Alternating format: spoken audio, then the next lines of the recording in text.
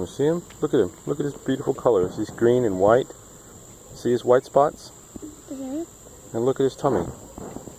His tummy is also white. Oh, I'm sorry, dude. There you go. You don't have to be afraid. He scared me and jumped down.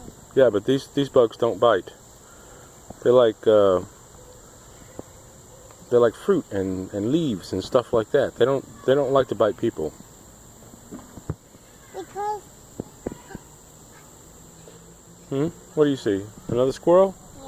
yeah, Yay for squirrels. I think that little bug that wants to eat that squirrel. The bug wants to eat the squirrel? I don't think so. Besides, this one doesn't eat squirrels.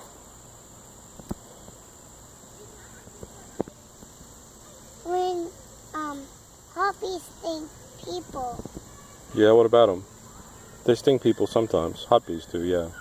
Yeah, he skinned one of his butt. Ouch. Yeah, I hope you don't ever get stung by a bee. He's stung by his butt. He's not on his butt. On his butt? But you know, our buddy bees, they don't sting or bite. Yeah. On his head. I want it on people because he wants it on the kids. Yeah.